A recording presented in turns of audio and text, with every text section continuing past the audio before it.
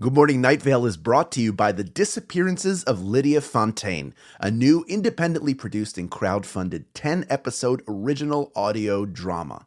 Set in a deceptively familiar world of electronic surveillance and machine-mediated communication, The Disappearances of Lydia Fontaine follows Lydia Ryan and her friends, lovelorn Ethan and wannabe internet sensation Dee, as they struggle to unravel the mystery of her mother's disappearance. Escape the sinister Fontaine family, and survive the feud over her grandfather's supernatural legacy. It weaves bitter family drama and high-stakes intrigue with fantasy and cyberpunk elements to create a surreal mystery about secrets and grudges, old books, big data, and the promise of infinite knowledge. And do not forget the talking birds. It's a full-cast production with original music and a bespoke soundscape presented through a series of found-footage-style surveillance recordings. And it's important to note, this show was made entirely without generative AI. Even the computers are voiced by human actors. Episodes are free, and you can start listening right now with the Season 1 finale due to come out on August 16th. For more information, go to lydiadisappears.com. and find The Disappearances of Lydia Fontaine wherever you get your podcasts and start listening from the beginning. Insurance isn't one size fits all, and shopping for it shouldn't feel like squeezing into something that just doesn't fit. That's why drivers have enjoyed Progressive's Name Your Price tool for years. With the Name Your Price tool, you tell them what you want to pay, and they show you options that fit your budget. Enough hunting for discounts, trying to calculate rates, and tinkering with coverages. Maybe you're picking out your very first policy, or maybe you're just looking for something that works better for you and your family. Either way, they make it simple to see your options. No guesswork, no surprises. Ready to see how easy and fun shopping for car insurance can be? Visit Progressive.com and give the Name Your Price tool a try. Take the stress out of shopping and find coverage that fits your life, on your terms. Progressive Casualty Insurance Company and Affiliates. Price and coverage match limited by state law. Snow is falling somewhere. Many things are falling, or will fall, or have fallen, but temporary triumph is still triumph. Good morning, Greater Desert Bluffs metropolitan area.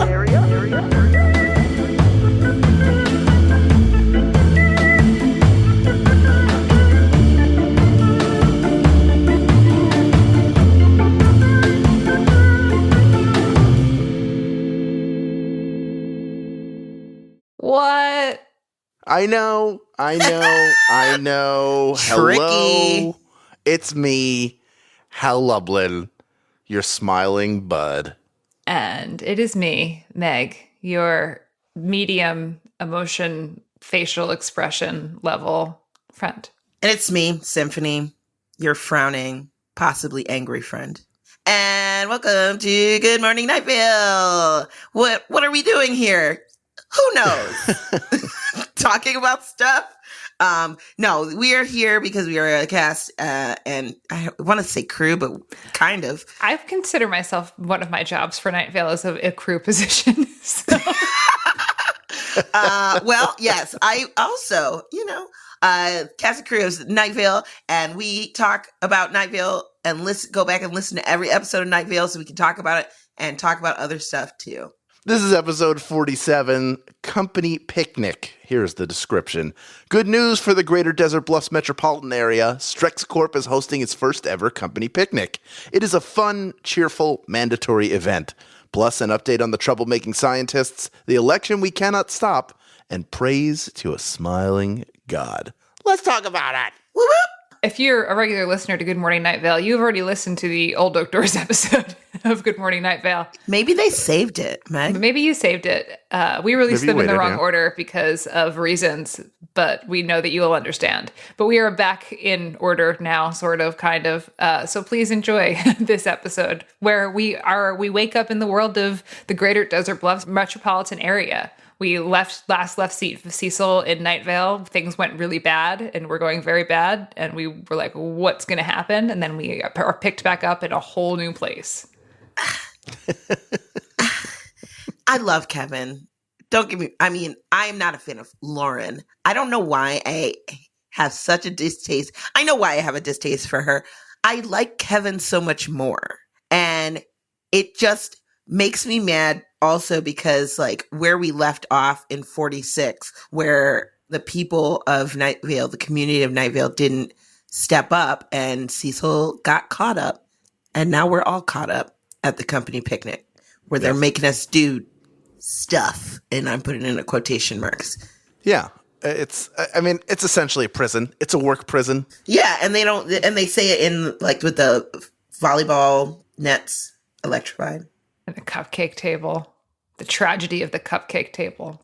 Yeah. Company picnic. Have any of you ever been to a company picnic? Oh, yeah. They're a blast. Yeah, many. My father, his real estate company used to have a company picnic, and it was always a lot of fun, except for the one year we had the picnic at my school. It was during the summer. And it's a nice school grounds. Okay. And it's got lots of field. Like there's a pool there, and there's barbecue areas, and there are a bunch of fields, tennis courts, all this stuff. And we played a company softball game.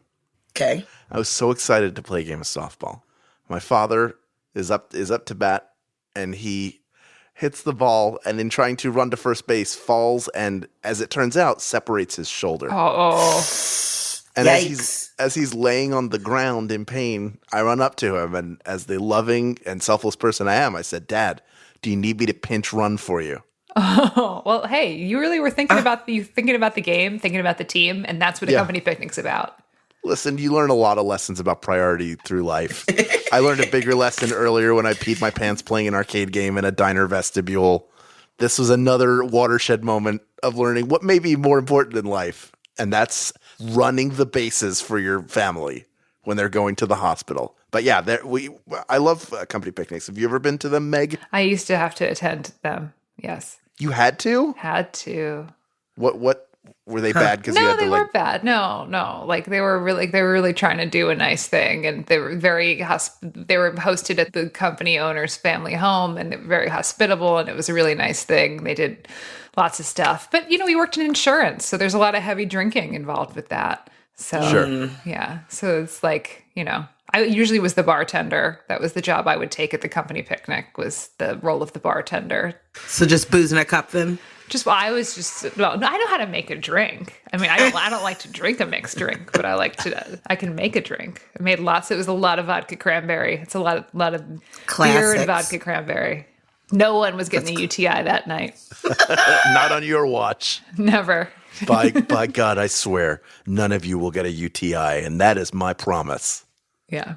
Now drink out of this short plastic cup. Exactly. I feel there are some company picnics, and maybe both of you have had this experience as well, where the activities that are picked out are like, you like this, right? You like this. This will be fun for you, right? Is this enough? Is this okay? Did we do all right? There is like a sense of like either placating or doing like, this is what the company has designated as fun. Sure. And I mean, Strex Corp that's what they are saying. Like we have these fun activities. They're not fun activities, but I mean, yeah, I think companies will say that and be like, oh, well, you do sack races and stuff like that. I think that, they're just trying to get people team built and like feel like they're friends and family and stuff when they're just people that you're stuck in a building with.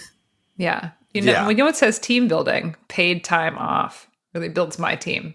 That's true. Time to myself. And then I'll come back rejuvenated and ready to contribute. I found myself listening to this episode in particular and all the talk about work and being productive, and you have to earn your cupcake, and if you don't, you're dealt with. Mm-hmm. This idea of labor law and how that's evolved and continues to evolve, both in our country and around the world. Mm-hmm. It just is something that it made me think of, and that I don't think that was necessarily the intent of this episode, although obviously it's something that is important to all of us. It is a politically charged issue and has been for as long as people have worked for other people and will continue to be. Mm-hmm. And it just made me reflect on that and what it means to, everybody I think values their own time more than everybody else's. And that's reflected in how management and labor form a relationship with one another. Well, and especially as it relates to Strex Corp, how they said that, Wednesday is a work day as well as Thursday through Sunday. And then Monday I think Monday is also a work day, but it's like, they're just saying that, it gets a bad rap because because of having to go back to work. Right. Right. So I don't know. I feel like Strex Corp is this company that is just trying to enslave people, but make it in a really positive way. Yeah. And, can you believe what they did to the Shawns? Well, I can't say that my empathy meter is high for the Shawns, but again, radical empathy, right? So it is upsetting what happened to the Shawns. Yes. I mean, I'm not saying that the Shawns were great, but I'm just saying, does anyone deserve to be splattered across the studio like that? Well, in this episode, I can think of a couple people who could deserve a splattering, but no. Well, the Shawns didn't necessarily have it coming. Right. But yeah, I do kind of hate Lauren too. And I agree with you, Symphony, though. Like, I like Why is Kevin. it? Because we hate women? I think it's because of the patriarchy. We've been God to hate damn women. it.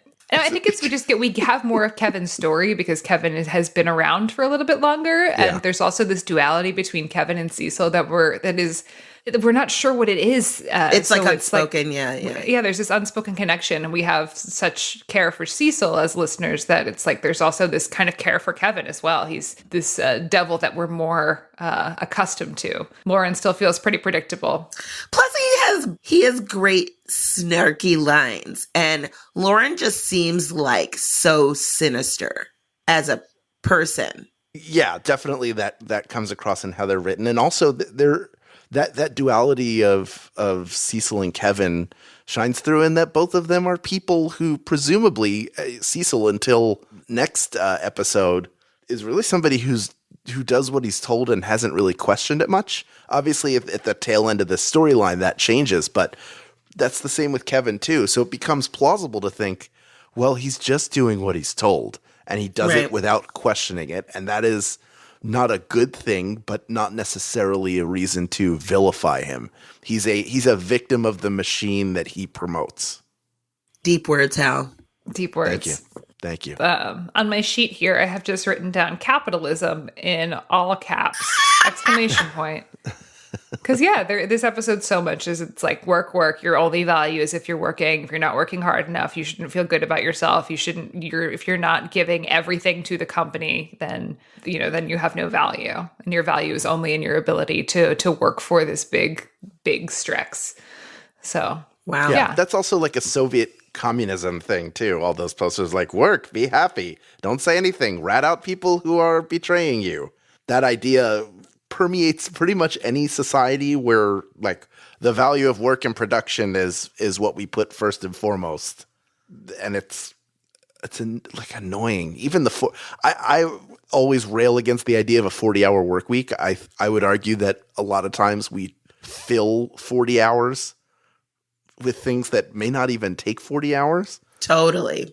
But that also was part of the thought I had this morning. It was a time when 40 hours a week was like a huge victory for workers, during the industrial era up until the labor laws were passed. And I think the early 20th century was the birth of the 40-hour work week and sort of trying to standardize working conditions. And here I am going like, and here I am going like, well, we don't need all 40 hours. Surely we could do it in 3 to 4 days. We can. I mean, it depends on what the job is, but we can. There is so much waste in a lot of the economy, right? A lot of the economy is mandating people be at work when they're not productive, because you're not going to get, depending on the job, you're not going to get 40 productive hours out of someone if the job is requiring a lot of them. Right. And what did people even do before there was Facebook? Like when you're just like, I'm going to fill some time before I get up and go to the bathroom again. Just stare at the ceiling? I'm trying to think of what I used to do at work. I would write a lot, actually. I was writing pretty heavily at my desk job when dealing with insurance claims during downtimes. I was like writing short plays and essays and just like really trying to do that thing because I was trying to learn how to become a writer at the time. So I would, during the day at the day job, I would get through the work as quickly as I could so that I could get working on the stuff I actually had a passion for.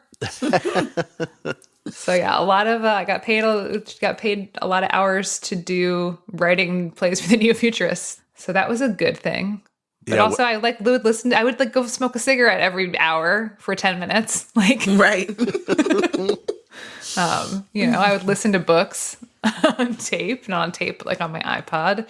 Yeah, there was a lot of killing time. I'd just stare off into space. Yeah. And dream about a future where I wouldn't have to be trapped in that office anymore. And I got out and it was great. But now it's this new hell. I remember I would walk around my office when I worked for a fraternity headquarters. I won't say which one. And I would walk around and just talk to people. Just be like, oh, hey, Arena. What's going on, girl? And then when like my boss would walk by, I'd hide in between the the drawers where they keep the file cabinets, because I could fit, like there was a space in between them and no one could see from the door. So I was very sneaky. Hold on. I think we do need to talk a little bit more about this job. What? Wait, what did you do for them? I worked for a fraternity headquarters as an operations assistant, and that included event planning, travel planning, doing expense reports for various members, and my boss, his boss, do office stuff. They'd be like, Symphony, we need your help. We're ordering a bunch of Roman. How many kegs do we order? Yeah, listen. I was on that. We have a crate of Roman candles coming in that we're gonna shove up the pledges' assholes and then light.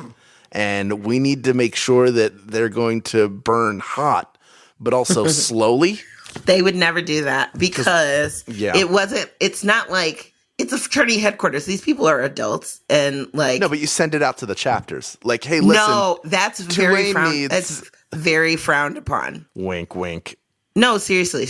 Were there paddles in the workplace? Yeah. There were no paddles in the workplace. There were lots of pictures because there was a museum in the basement. Lots of white men, old white men. It was great. No, they were very nice. And there was a whole department that was specifically devoted to making sure information got out to these chapters about like not hazing people and like what the like consequences for that sort of thing is, and creating a system for that, and dealing with like lawsuits and all sorts of stuff. Dealing with lawsuits. And all no, I mean around the hazing that people were still doing. If someone sued a specific chapter because someone, like, let's say, got hurt, right? They would sue the whole organization, not just the one chapter. Exactly. Yeah. So it's like, I'm dealing with, it's not a good word. Anyways, that's what I did. It was fine. They were nice and lots of white men. Did you have to funnel your morning coffee? First of all, I am a champion at drinking out of a funnel. Of course. I used to have one that was hooked up like to my cabinet. The pull on it was like horizontal, so I could stick a tube through it, and I could, do it by myself. One and done. Wow. That's how I actually just drink beer. When I was in high school, I was a junior in high school, and my friend Ben, he was a senior. The two of us decided that we wanted to get beer funnels. We I don't know how we got this in our mind. We're like, we need beer funnels. Right. And so we went to Home Depot and we got flexible PVC pipe and funnels, and we made them ourselves. That's and then, how you do it. You should never buy a pre-branded funnels. That's ridiculous and a waste of money. So we got all the stuff put together, did the funnel, made the funnel, and then we each funneled a beer in the basement, and then we're like, okay, well, I guess we gotta go. We had to go do something else. We were just each funneled a beer at 6:00 on a Tuesday, and then we were like, okay, whatever, just moved on. It works. Hey, how did we get on this? Because we're talking about the leisure of life, because there is no leisure allowed in the world of Strex Corp. You're not allowed. We need at leisure. You're being wasteful, and you should feel bad. I'm just going to tell you. I wrote a big note, and it's all in caps, and says "party pooper." Oh, party pooper. She says that so many times, and every time she says it, you're like, "Oh, party pooper!" That's such a terrible thing to call someone. Yeah, and the connotation obviously is horrifying. I wanted to talk about the music of this, the Joseph Fink original music that he's recycling from our first Desert Bluffs episode. Oh, uh-huh. Yes. The theme and the all the stuff he's got going on. I love the guitar theme, and I think we talk about this every time. But it sounds like the guitar theme sounds like the music they have playing when you walk into the Yellow Deli. That's right, Hammer Dulcimer. Exactly. It does. It's the soundtrack of the Yellow Deli. Yes, the Yellow Deli, and it also makes me think of that SNL skit with the sweaty balls. That one. Delicious dish. Yeah, well, because they're NPR delicious good dish. times, great times, except more sinister. Yes. Yeah, the imagery, this is obviously part the writing and part the performance, but the imagery that comes to mind every time they talk about something pleasant that's going on and how terrible it must be is great. This 2-episode run so far of everything we've heard is my favorite. Of all the episodes, you mean? Of all the episodes, this 2-episode run, it's so, we get to live in the Desert Bluffs world a little bit more, but see it's like the Insidious takeover. Yeah. How we discuss the missing scientists or the scientists who were brought in, but then we find out that Carlos is okay. I know there's that like relief of that whole thing, but also I think it's a number of things. How obviously it's brilliantly written, it's brilliantly acted, because Lauren Sharp and Kevin are truly so very talented, and I love how they bounce off each other and play off each other, because these words could have been played differently, right? But sure. Just the way that they turn on a phrase or play into the repetition that Joseph and Jeffrey are known for is just so fun. But also it's a departure from our normal world of Night Vale, and seeing what that feels like and what the possibilities of that world, Strex Corp taking over, what that world would look like. And this is really giving us a more of an in-depth view into that, and how deeply frightening that could be, in contrast to how deeply frightening the world of Night Vale is. I think we'll find when we get to 48 as well. It's do we prefer one horror to another? Yeah, we get very comfortable with the horror of Night Vale because we feel at home there. It's because it contains the same sentiments of what makes a good person. A good person in our world is the same thing that makes a good person in Night Vale. There's that central morality with, embellishments here and there is the same through and through. But then you add this other world in, those things are not true. And so you have this disconnect, which is jarring and serves us to be a pretty horrible place. It's like... And it happens so quickly, too. Like, yes, we've been talking about how this is a big buildup to getting here. And, like, we've been, building for episodes and episodes. But the full-on takeover happens almost instantly. Like, definitely. It's that, like, which is, like, a big metaphor for fascist takeovers. It's like, it's just slowly happening. It's just slowly happening. And the next thing you know, it's here. And it's all the way here. Well, also, we've talked a lot about how everybody in Night Vale is bad at their job, and I think everybody at Desert Bluffs is good at their job. Well, and they even say that. Yeah, the threat of Night Vale would be like a dark alley where there's a sign posted and hand scrawled in crayon is like, and misspelled is definitely not a murderer. Whereas it would be like free cookies and well lit, and then you walk in and they murder the ever loving hell out of you. So that's scarier. Yeah. The devil that you know and can see is somewhat toothless, or at least inept, is better than the devil you don't know but seems very scary and there's no real crack in the facade. There are brief moments where we hear it, but even then they never get too deep. Her stopping herself and saying, replacing spit with not smile. Right. The idea of that, like moments like that give you a sense of how in control they are. And that's frightening. Not smile hard at all. Yeah. They're freaks. And I don't like it. Not the kind of freaks I like. Yeah. Also, the children's army that the teenagers have been dealt with, like everything. Yeah. To hear it's just hear such of all nasty language. She's a nasty woman, and not the nice kind, not the awesome kind. This is our Empire Strikes Back. It ends on a downer. Everything is bad, and they've taken over, and they have control, and everybody's being captured, and those who haven't are going to be captured. Yeah, it seems like an inevitability, doesn't it? Yeah. Mwahaha. Up next, we hear from fans and friends of the podcast about their theories, comments, and questions. But first, a conversation about this episode's weather, which is Stupid by Brandon McLean. So good. I love this song. This was a perfect, I think, song for this episode. But also, I just think it's a fun song because I was like, oh, this is kind of like poppy, but also it's an amazing like breakup song. Like, I want to put this in my breakup playlist for the next time I have a breakup. I love this song. This is one of my favorites. It's in my playlist. I listen to it a lot. I love when it comes on. Starts out, there's that one line when it first starts out where it's like, you're so busy, you work in an office. And it's like, you're just so busy. And I'm like, they work for Strex Corp. But yeah, it is a really strong breakup anthem. Because they were so stupid. Yeah. It's like, well, if you weren't so stupid, I would have loved you. The whole song afterwards, I'm like, you burnt. You burnt. Yeah, so this is a great song. This is one of his hit singles. Brendan McLean is an Australian singer-songwriter, actor. Australian. He's Australian. Australian. He's an Australian singer-songwriter. And he's a bit of a provocateur.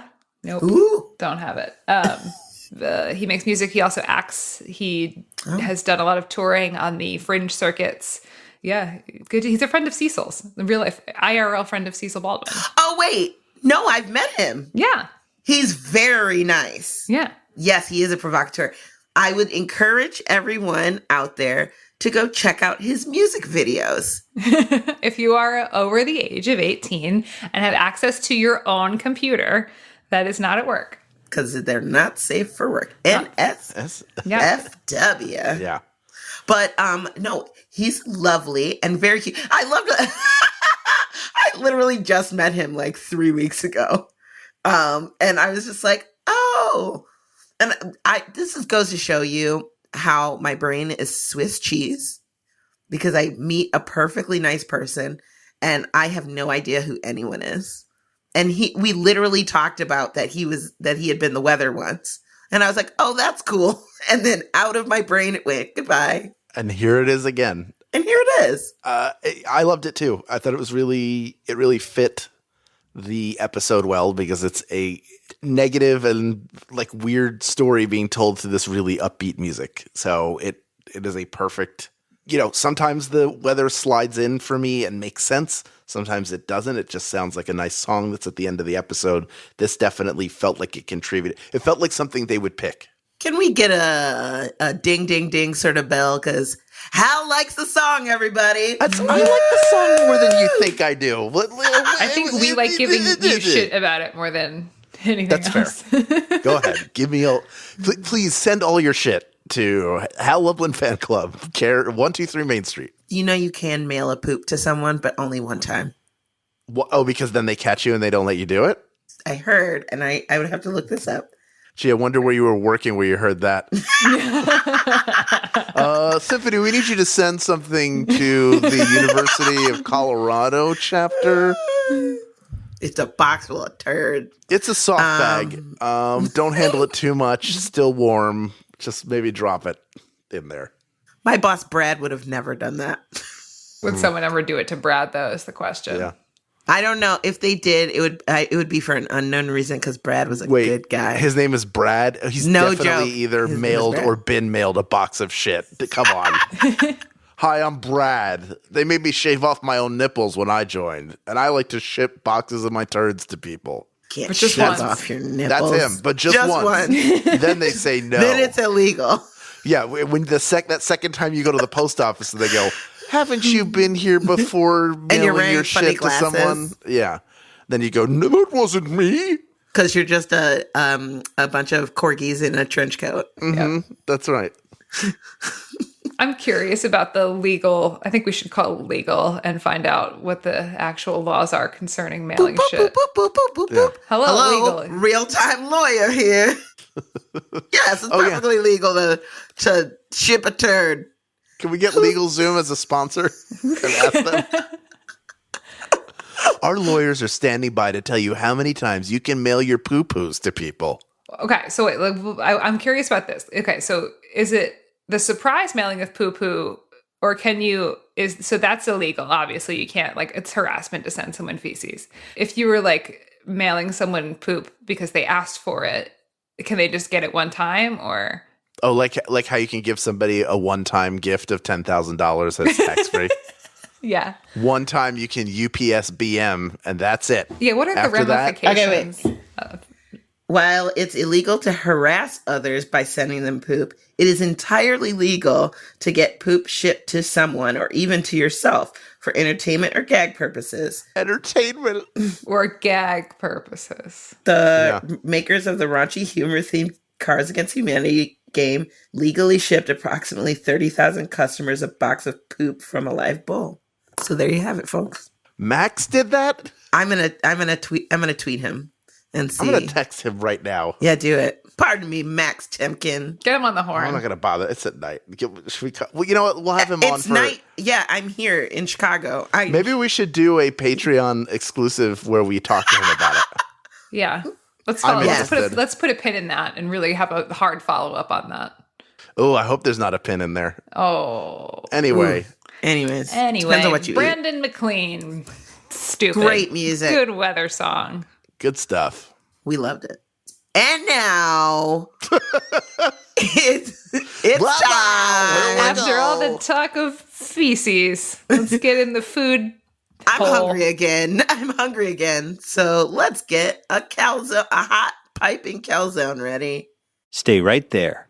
Good Morning Night Vale will return after a brief break.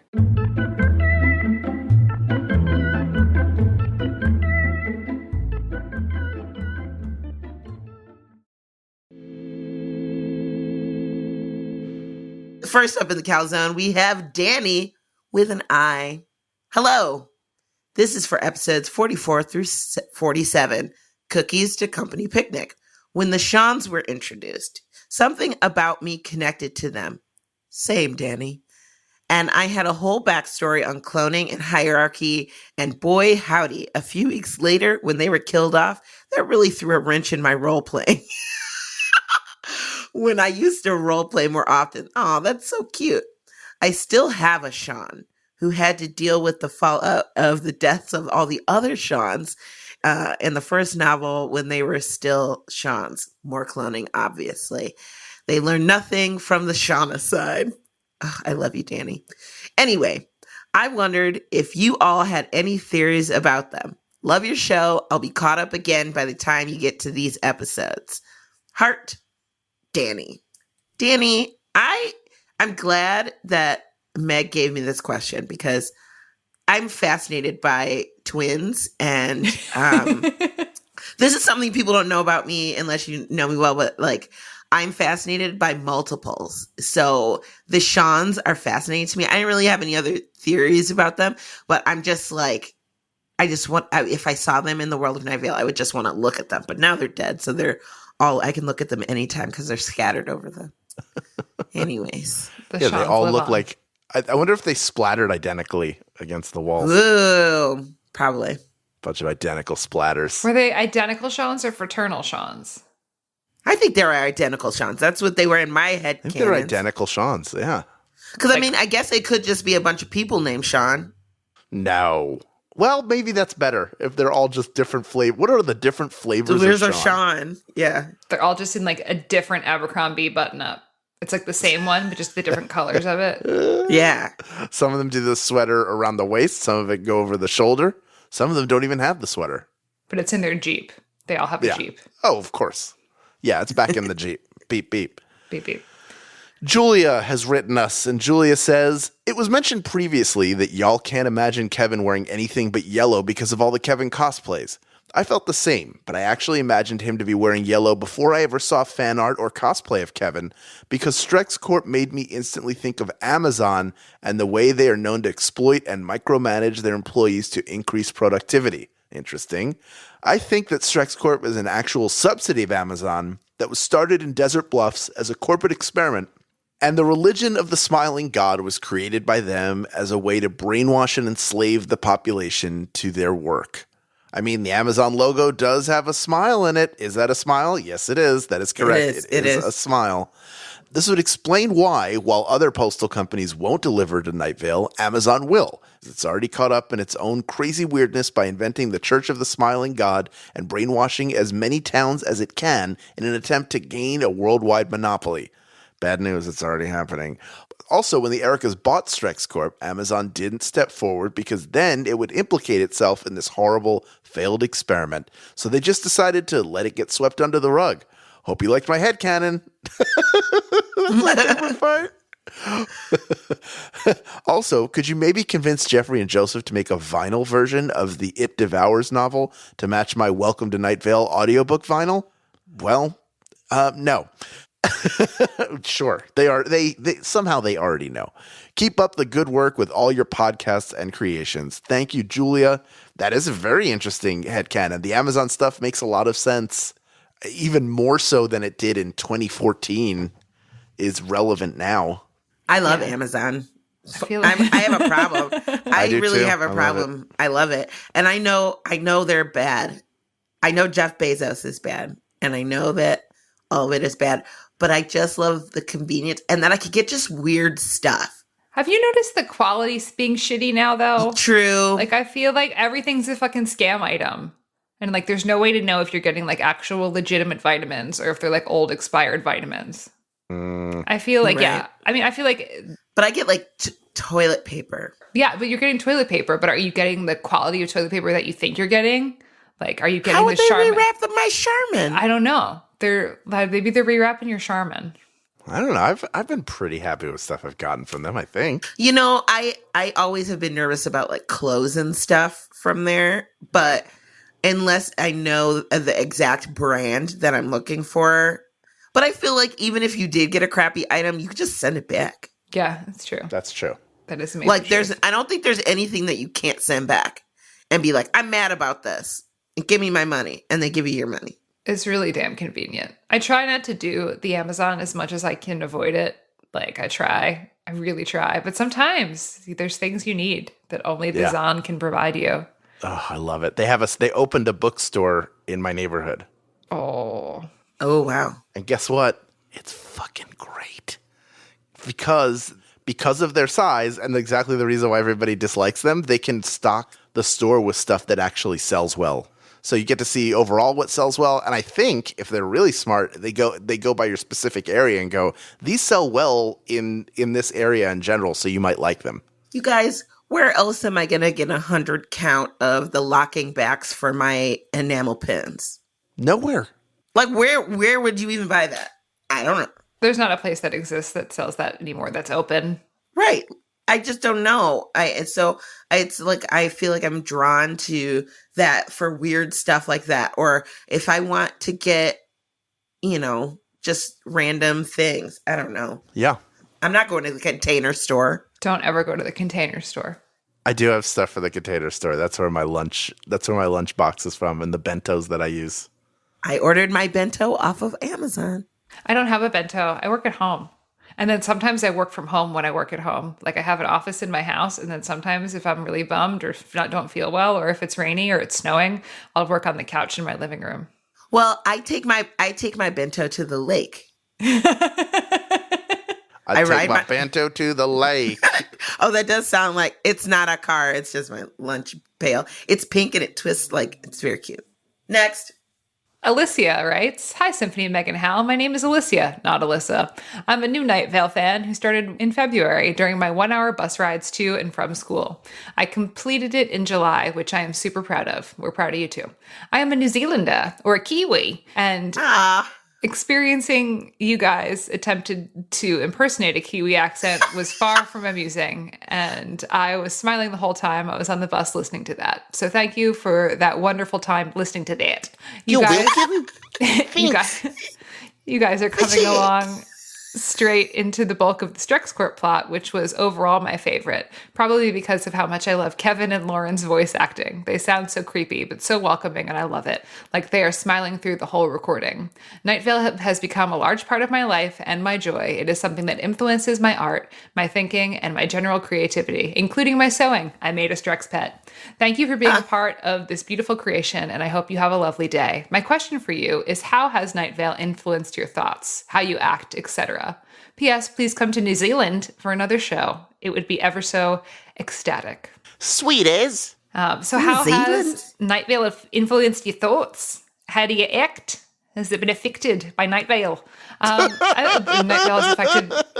Vale's affected my whole life. So there's no part of me that is not just completely permeated by this world.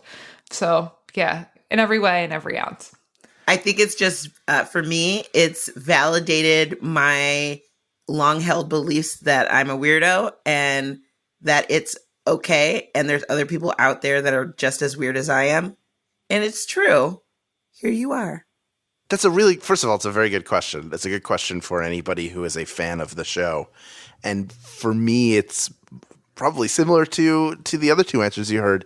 It's more about the work that I've done on it and the people I've got to meet, like the community around it. That has been more life-changing to me than really changing my outlook on anything. It's always a good challenge as a performer, but I've made really, really good friends by doing the show, and that's more important to me than anything else. Two of whom I get to talk to about the show, and you are listening to right now. So, oh yeah, hey. That was the life-changing, I think probably a different life-changing experience for us as people who are part of the creation of the show than it is as listeners. Like, this is really my first time listening through. Once we get past episode 49, I'll be in somewhat new territory. I tend to listen to stuff I've done just to see if it turned out okay. I generally don't listen to a lot of stuff that I'm a part of. So this is a fun experience to go back sort of analytically and critically and look at it that way. Well, thank you. Good answer. Good day. Thank you to everyone for listening to this show. Next episode, we're going to be talking about renovations, and we can't wait. And as always, good morning, Night Vale, and Greater Desert Bluffs community.